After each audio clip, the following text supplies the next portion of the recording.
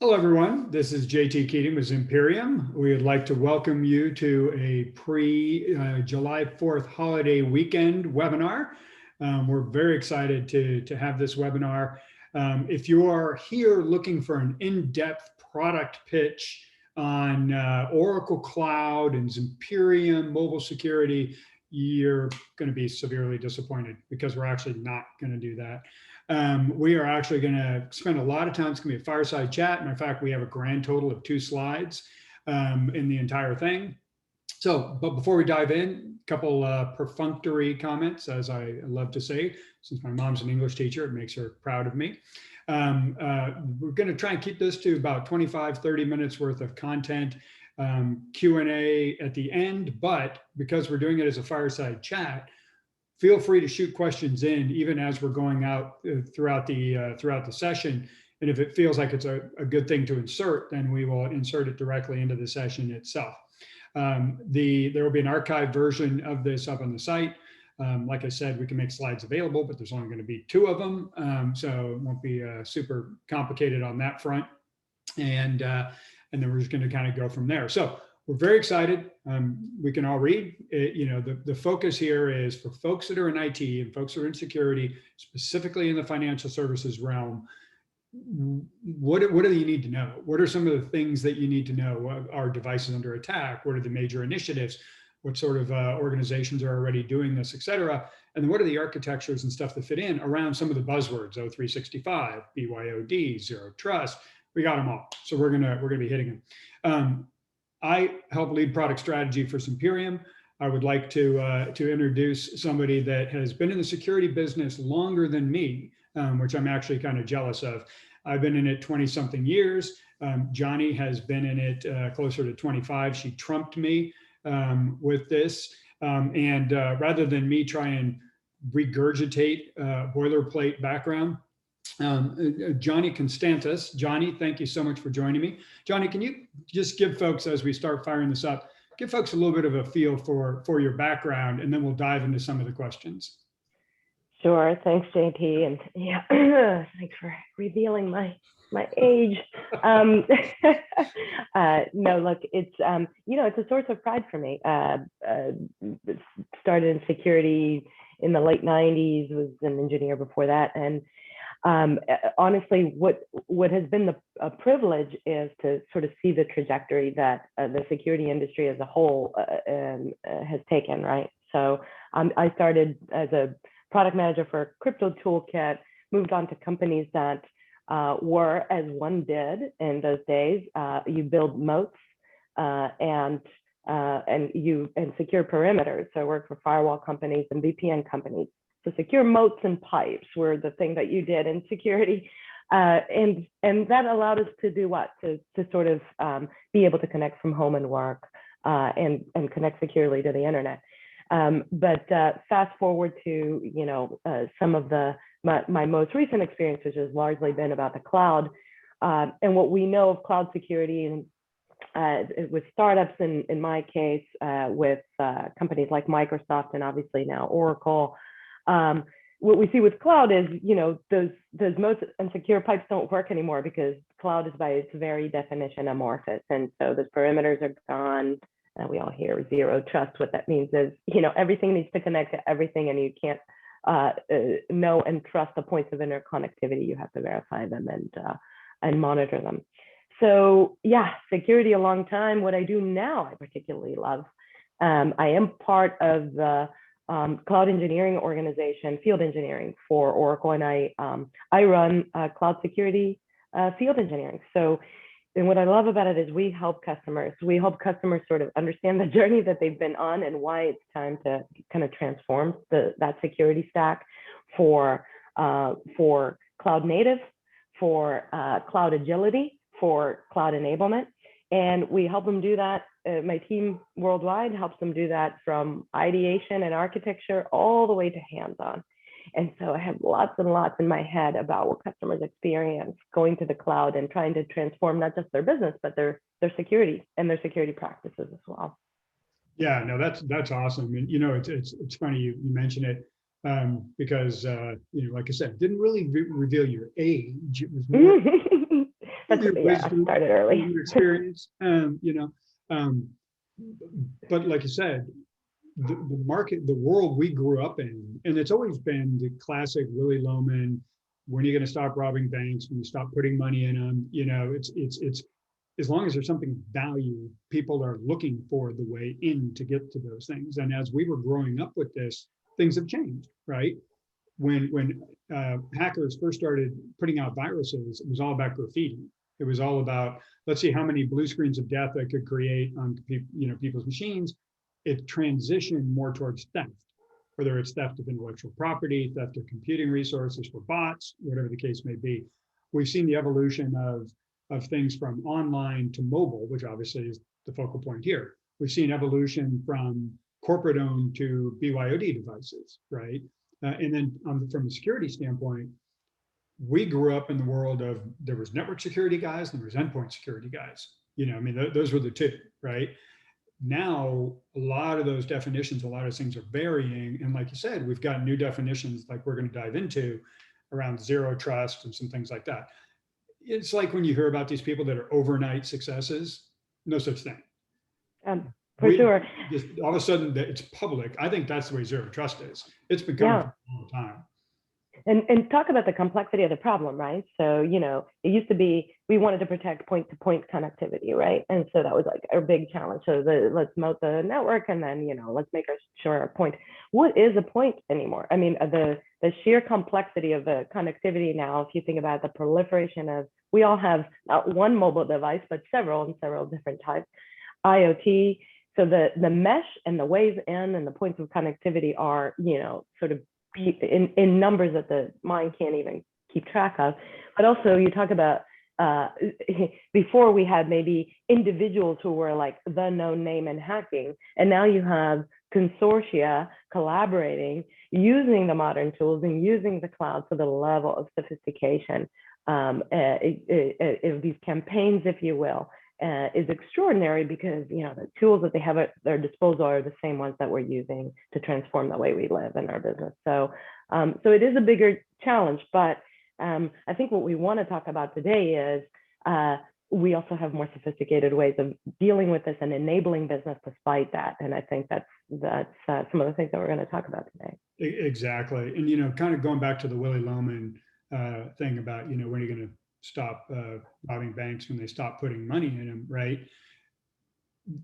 I think every conversation around security, and you and I have, again, been doing this for quite some time, should ultimately start with the value, right?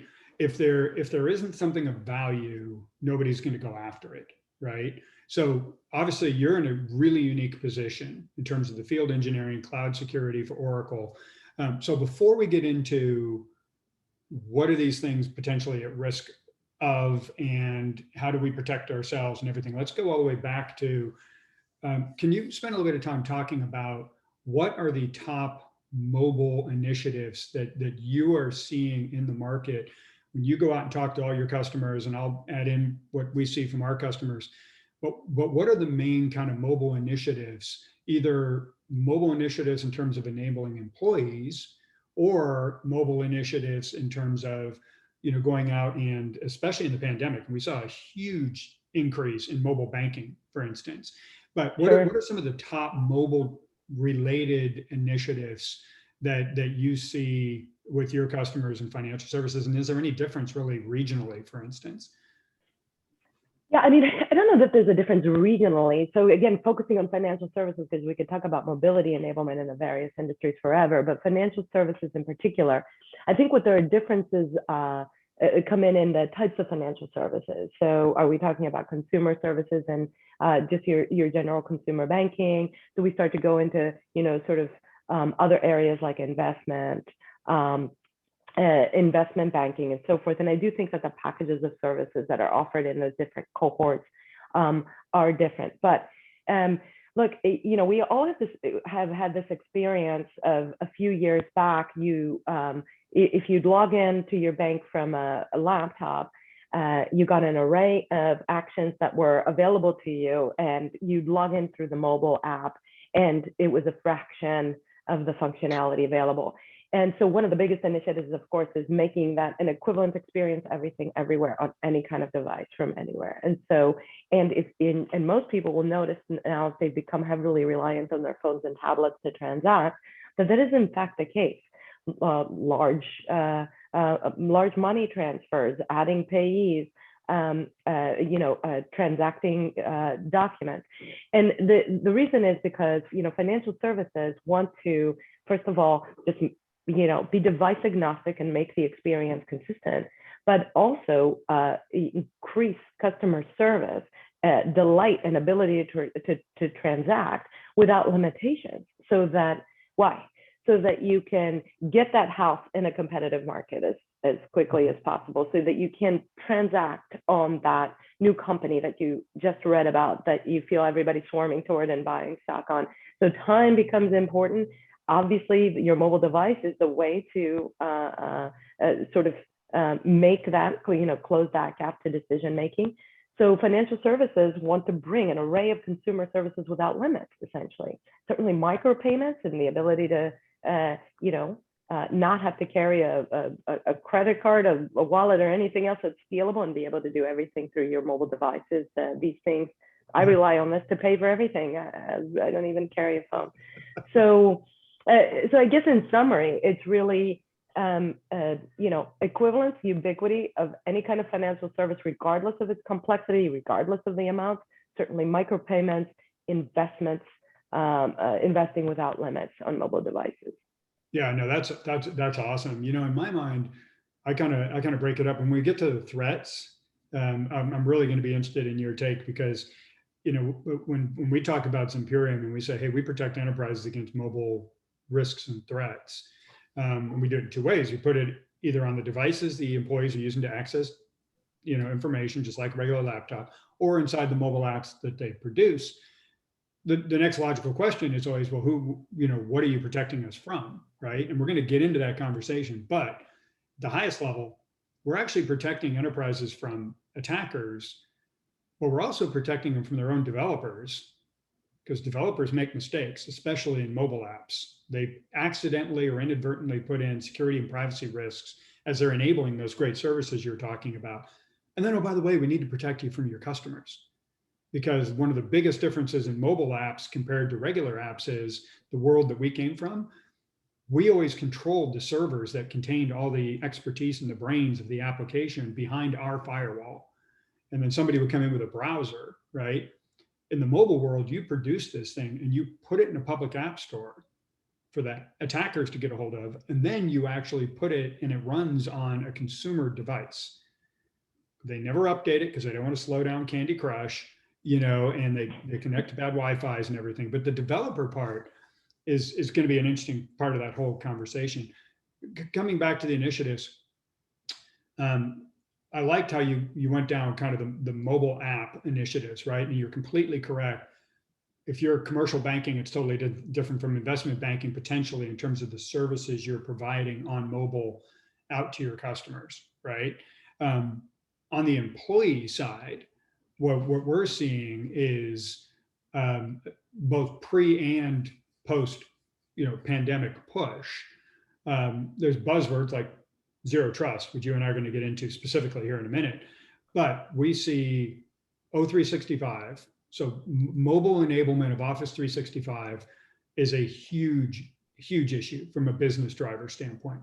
Think about the kind of traffic O365 is carrying, right? All your contacts, email that may contain, really important deal data, and all those attachments. And I used to fear like saving that Excel spreadsheet or that doc on my phone, and I don't anymore, in part because, there are companies like yours. But O365 is a big one for sure. Right, absolutely. And like you said, you've got all that. And then in terms of, kind of stuff going back and forth, Teams, Teams, Zoom, all these, or things. So when it comes to the enabling the employees part, from my experience, and I'd love your take on this, we've got some of the largest banks in the world, insurance companies in the world, brokerages in the world as customers. The mobile enablement of the initiatives, what is driving the mobile enablement of employees is actually pretty consistent across all of the different sub verticals of financial, or we've got Department of Defense and healthcare and all the, those are pretty consistent. Enabling O365 is a big driver. Preventing mobile phishing, which we're going to talk about, is a big driver because there's new attack vectors on mobile that don't exist in traditional inline phishing solutions like SMS and Messenger, right? Heading towards zero trust is another, but we're gonna put a pin in that. So, but is that, are there any other mobile, like for the employees, are there any other specific ones besides like some of the ones I was talking about of just trying to protect all endpoints? I guess there's one other for me, which is compliance mandates. If you have compliance mandates that say you should implement anti-malware, patch management on an endpoint, a lot of times those will actually be another business driver for mobile security. But any other comments on that before I shift over to the threat side? No, I think those are fair, right? And on one side you have enterprise, so need for mobile security. One is certainly productivity, whether it's collaboration apps like Teams and Zoom, as well as Office 365 as sort of the penultimate collaboration package, if you will. And then on the certainly there are compliance drivers, and of course the concern with threat vectors that specifically target mobile devices. Lord knows I get a whole lot of those unwanted text messages. Click here for this great sort of like offer I never asked for, which is very clearly a desire to put something on my phone that I don't want. Yeah, it's like as long as you and I've been doing this, the single biggest risk in an organization has always been a carbon-based life form. Human beings make really, really, really bad decisions, and as a result, and especially let's say in the consumer space, there is no central patch management system. There is, the consumers are the ones making the decision whether they're going to update their phone, what apps are going to be on it, and there isn't a single phone out there that's without defect. I mean, when I was looking at it, at one point I looked at my console, my own kind of family console, because we use our own stuff. And when I was doing mobile threat research, there was people in the world that were still on like iOS like 6, and it's like iOS 12 now. And at first I thought, well, that's ridiculous. And then I discovered one of them was my mom. And I'm like, So what I want to do is I want to talk about the threats that people have to worry about. And then what I love about this conversation is similar even to our background. Our organization's been paid to look at the device side of things. What are the things we can do on the device or in the apps to be able to fix? You're on the cloud side. And so it'd be kind of fun to kind of, as we look at these, say, are these some of the ones that you and your customers still have to deal with on the cloud side as well? Or, kind of how we slice and dice. So as we promised, we have 2 slides. And what I didn't tell everybody is that one slide is just a title slide. So we did a webinar a couple of weeks ago with Phil Hockmuth. For folks that don't know Phil, Phil's outstanding. He's the lead analyst for mobile and security, mobile UEMs, as well as mobile threat defense at IDC. He's been doing it for years and years and years. So the reason, as we move to the threats, basically there are 4 major attack vectors on mobile that people have to consider. There's device compromises, so it's DNAP, just for anyone who cares.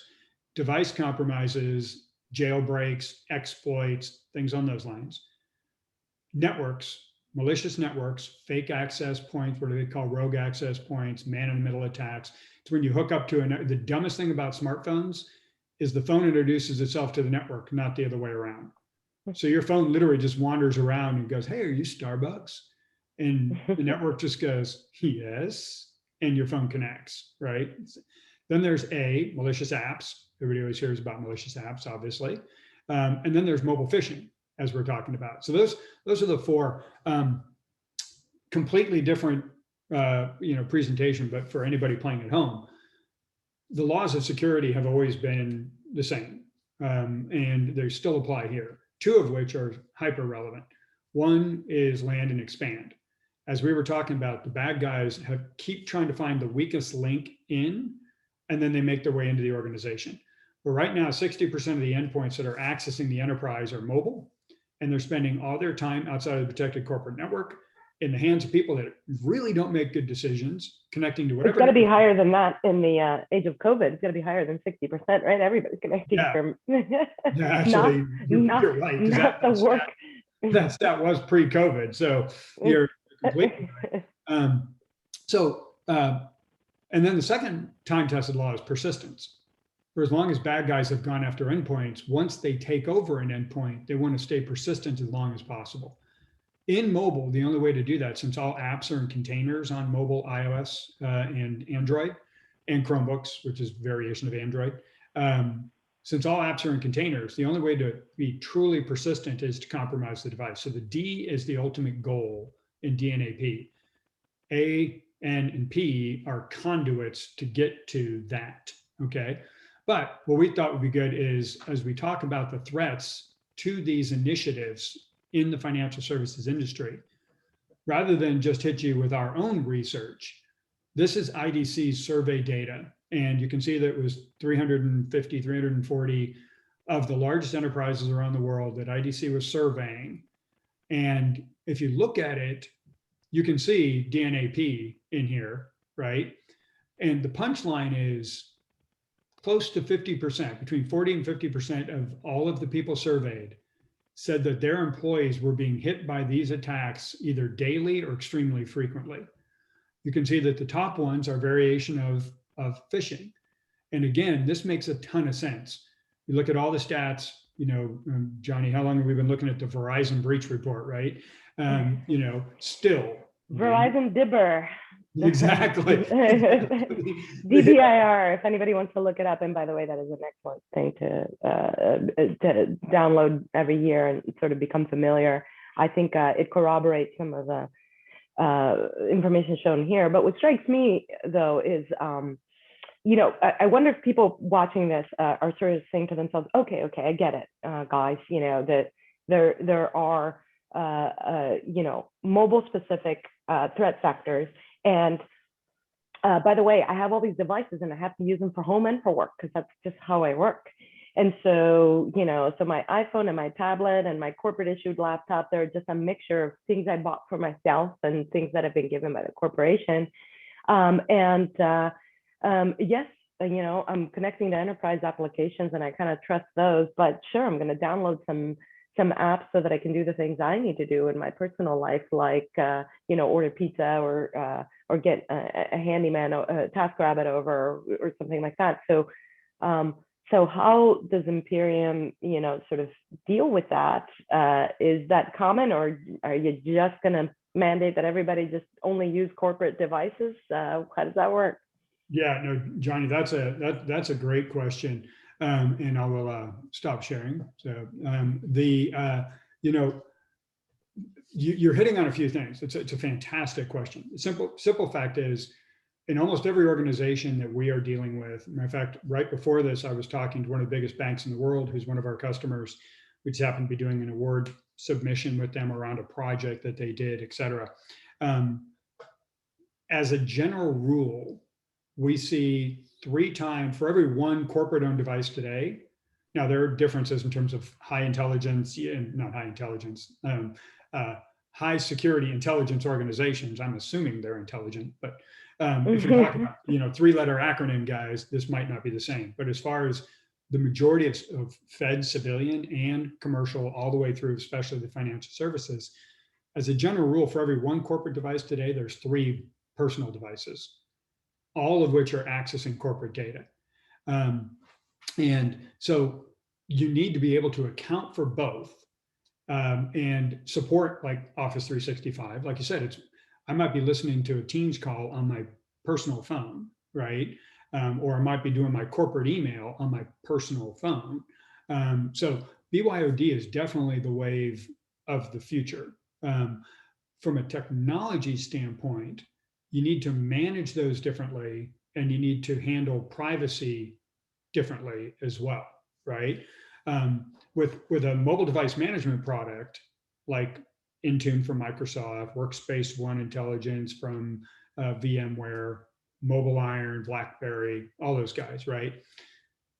When you have a mobile device management product, those things were originally designed to, if you lost your phone or got fired, I could wipe my corporate data off the mobile device. That was what they were for, right? Well, when you download one of those from Apple or from Google, you get this really scary message, not from them, but when you put them on those OSs, you get this really scary message that says the company can see your contacts, the company can wipe your device, the company, and so Yep. people on their own personal device are like, no, I'm not going to enable that, right? So what has evolved as a part of the unified endpoint management space is the same players I was just talking about, is another kind of technology, and this is kind of the what, and I'll say who cares, right? Or a how.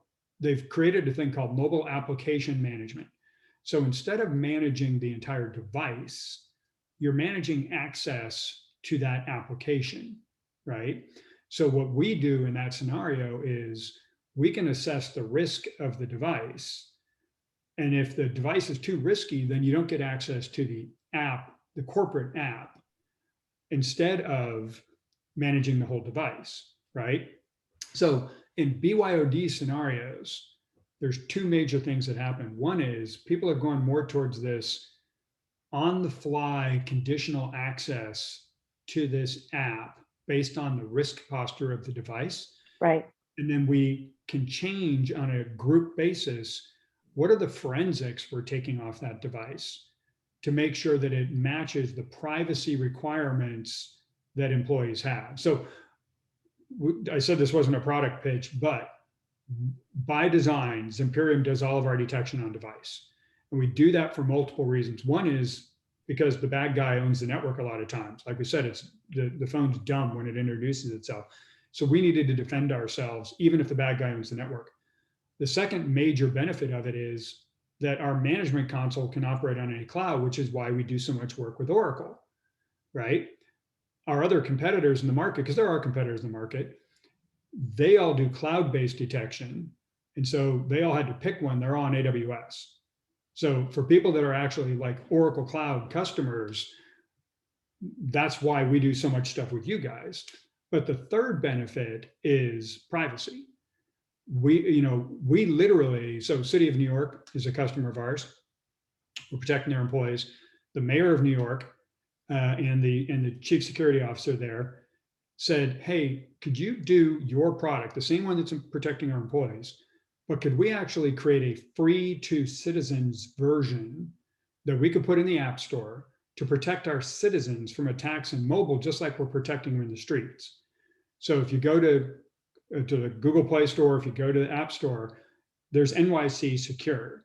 And that is a free consumer version of our enterprise grade product with zero data ever leaving the device. As a New York resident, I didn't realize that, actually. I'm going to go download it. Yeah, so, I mean, let's double click on that a little bit or replay that back a little bit, which is, so no, this doesn't have to be, we just described sort of a landscape by which we want to be enabled and do everything on our phones and transact even complex, financial events. But yet we want to do it on a device of our choosing. And we certainly, the financial services arena in particular wants to do that for their customers. So there's your employee base, where you don't want to go buy devices for everybody, nor do you want to download heavy-handed software that's just going to control everything and keep you from having your private life be able to be conducted on your phone. So this is really about people on their own devices being able to do the kinds of things that they need to run life, but also being able to transact both business and financial business that is really security intense, right? So I think where you netted it out is, yes, you're doing that security at different layers, but kind of the fundamental layer is the device. And if the device is not in a good state, then the way it works is by virtue of the technology that's on there, you're not going to be of a security posture that will allow you to do some of these more complex things that might expose you to further risk. and might expose those backend systems to further risk. So that's the first part of the security chain, is having something on your device, whether it's free to consumer in the case of New York City, great to know, or whether it's a corporate owned device, something that's always looking after your device and understanding minute to minute, second to second, whether its security posture is sound, so that it has allowed them to step up and do some of these other things like transact through an application, to, you know, move money, buy something, access intellectual property, and so forth. For my part, the piece that's fascinating is this is all about a chain, right? Security is a chain, and it's only as strong as its weakest link. So you started at the device. You even mentioned some folks that provide technologies that do this at the application layer and kind of monitor continuously through that application connectivity. And then generally what you're connecting back to these days is clouds, public clouds, where a whole host of organizations and now, believe it or not, financial services are hosting those applications and that data that's being accessed. And that's where, folks like me come in.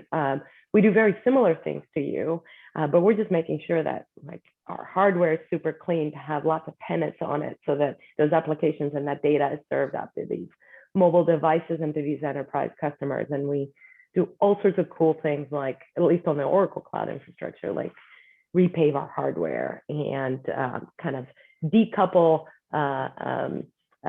complex tasks like software-defined networking into dedicated computer networks that are monitored and secured, and all sorts of cool things.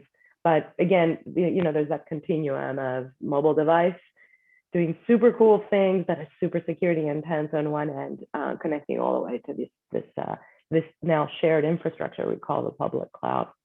But I want to bring it back to you. You mentioned two facets of the mobile security piece. One is protecting these devices, and the way that you're doing that is I can go to an app store, and Zimperium is an app I trust, and I know to put it on there has been vetted. So that's the first piece. But you're saying that the monitoring is actually happening on device, not in the ether or in the public cloud somewhere, right? And why is that important, I guess? Yeah, it's a great question. And folks, I realize we're just past the halfway or the half hour mark, so we're going to wrap up pretty quickly, and we're going to do some Q&A here. So please put your questions in, and we'll get to them, and we'll be respectful of your time. But back to your question, Johnny, we've been in business from the very beginning to protect enterprises. So I mentioned the time-tested laws of land and expand, and of persistence. The third one is targeted attacks, right? If I'm going after XYZ bank as an attacker, I'm not going to drop an app in the app store and hope somebody that works there downloads it. That's a bad business model, right? We knew that the primary way to target somebody, mobile phishing is relatively new, but we've been doing this for years, was the network. And so we knew that it was easy for me to set up a fake Wi-Fi right across from XYZ headquarters and connect. So we wanted to make sure that we could defend ourselves. If we detected it was a malicious network, for instance, you could knock somebody off the network immediately, right? I see. So conversely, if we were doing our detection in the cloud, like some other folks are doing, then the first thing the bad guy does is cut off access to that cloud-based detection, because he controls the network. He decides what you're going to talk to. So he cuts off access, and you're completely headless, and you can't protect yourself. I see. The second major benefit was the ability to operate on any cloud or on-prem, because we didn't have to lock that console in. And then the third was the privacy benefits, again, where we could choose to, in GDPR, when GDPR hit in Europe, we didn't have to change anything. CCPA in California didn't have to change anything. It's just a forensic setting of how much forensics do I want versus how much privacy do I want to protect. Corporate owned devices and high security don't care about privacy. BYOD care about privacy, but still want some forensics to know we're under attack, right? So can kind of play those two different things. And what's funny to me is, give credit where credit's due. You and I were talking about this a little bit. the actual definition of zero trust, I mean, at the highest level is I'm going to assess the individual and I'm going to assess the risk posture of the device they're coming in from, mobile, traditional, whatever, right? And on the fly, I'm going to make a decision, a business decision as to what resources they can and cannot get access to, right?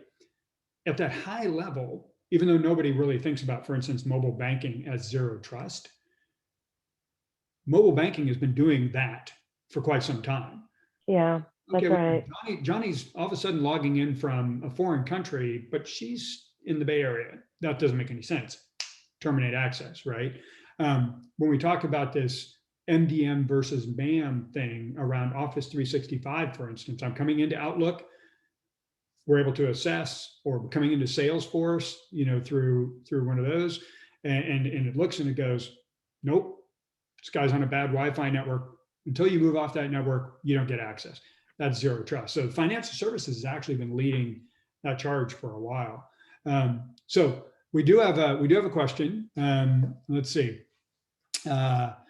What is this Zimperium role for an MDM enabled or enrolled device with conditional access and security policy?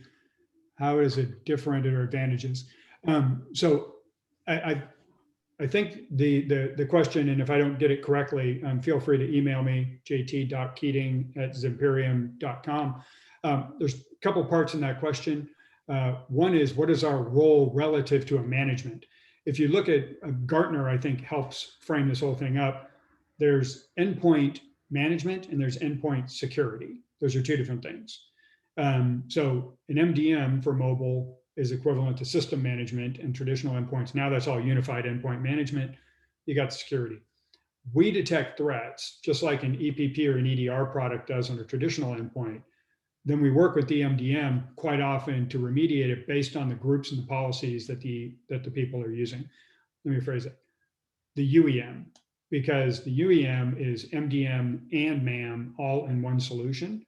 So with that, we detect threats, they take action. The easiest way for me to put it is, we're the smoke detector, they're the sprinkler system. The difference between the MDM and the MAM is, in an MDM case, they can take action across the entire device.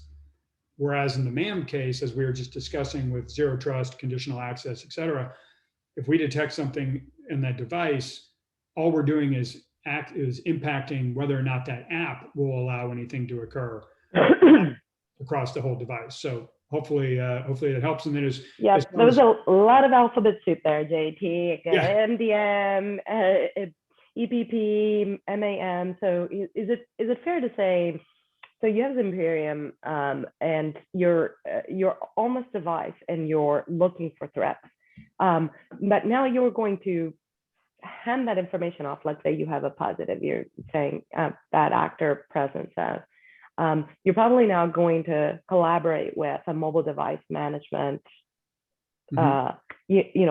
product or framework so that action can be taken or enforcement can be taken. Is that a good way to think about it? Yes.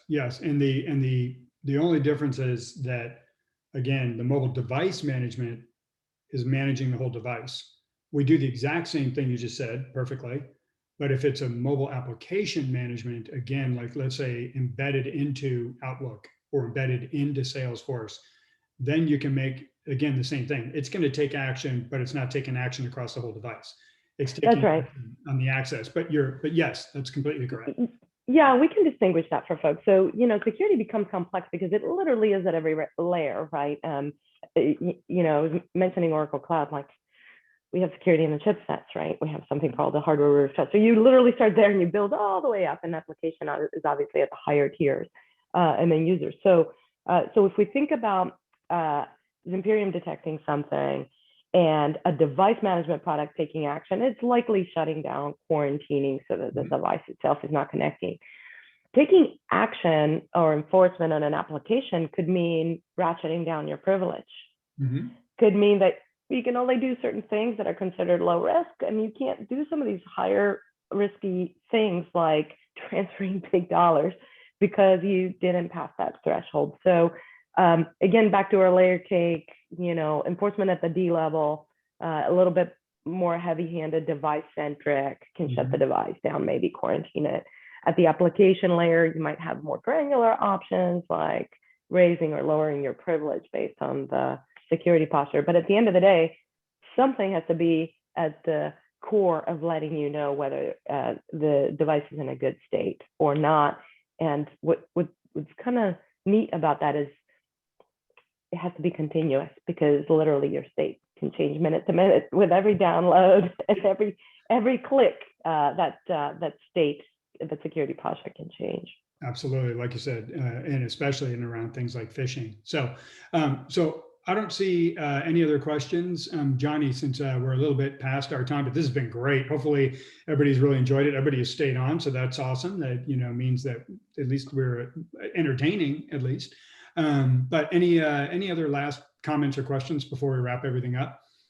No, I just want to bring it back to financial services. And I mentioned that I talk a lot with customers. And one of the things that is very clear now to me, and has been over the last year and a half, is that there is really no limit to the types of applications and the types of sensitive data that is moving to public cloud.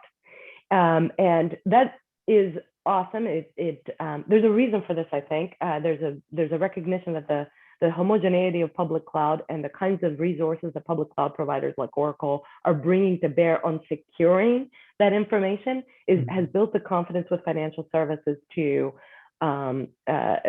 make those migrations to public cloud.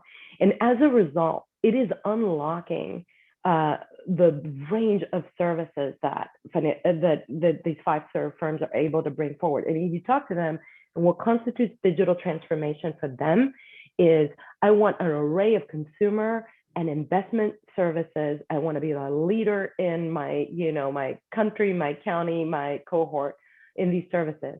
And you can be assured that access to those services is all happening through these. So that's the chain to secure, and that's how we're partnering to do it, I think. And I don't know, hopefully we've also imparted some information on how we do that. Yeah, exactly. And like we said, it wasn't going to be a product pitch, but it's funny just what you're saying. And I'll wrap this up, is most of our financial services customers, and I think, Johnny, a lot of your top security or financial services customers follow this as well. One of them nailed it for me, and it's one of the biggest in the world. And they said, we're actually a technology company that just happens to do financial services. And I think that the reality of that is really interesting. The guys that, like you said, really know how to use technology, whether it's mobile or cloud or whatever, to enable these great experiences for their customers and employees. Those are the folks that are winning. And a great experience is when you can trust and feel safe in time and again. So. Yes, exactly. Well, Johnny, thank you so much. It's been a blast as usual. Thank you for imparting your years more than me. All right, y'all, thank you very much. Once again, there'll be an archived version of this up on the website before too long. And hope everybody has a great holiday if you're here in the States, and just a great weekend if you're not. Thank you, folks. Have a great safe one. Take care. Bye.